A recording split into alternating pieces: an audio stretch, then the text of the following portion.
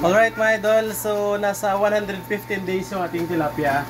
And ngayon, try nating iulam sila. So lahat na makukuha natin, titimbangin natin kung ilang piraso. So 0, ito, ano natin, timbangan natin. Lahat na makuha natin, yun ang uulamin. Kasi medyo stress na sila kung ibalik pa natin.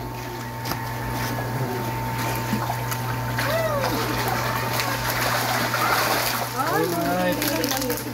So ito na yung ating mga nakuha. Yan.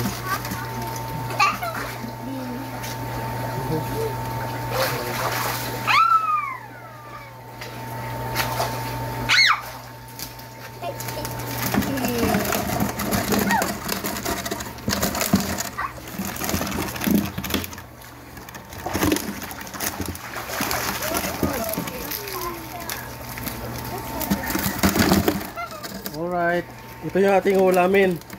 3 kilos, 3.2 kilos. Yan, kung ilang piraso. Bibilangin natin yung 3.2 kilos mamaya kung ilan.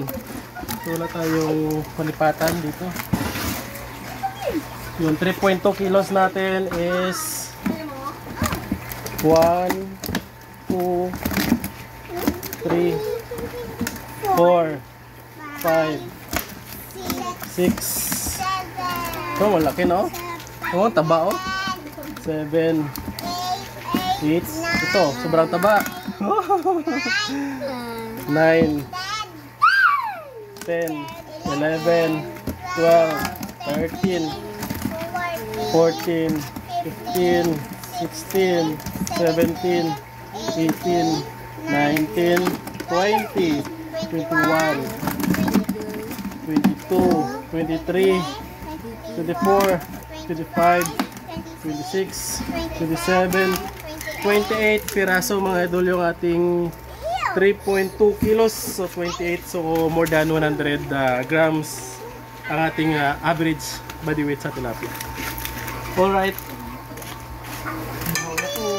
Alright, ito na yung ating nakuha na 3.2 kilos. Siyempre, ihawin na natin. Yan na mga idol. Shout out sa ating tita. Shout out. Ayan. Be, sige daw. Sige. Yan na yung ating tilapia na 3.2 kilos. Sobrang taba mga idol, oh. Yan. So masarap tong lasa niya kasi walang putik. Yan. Ito pa, oh. Ito, taba, oh. Puro ano na, tiyan. Yan, ito pa. Isa. Ito yung mga malaki niya.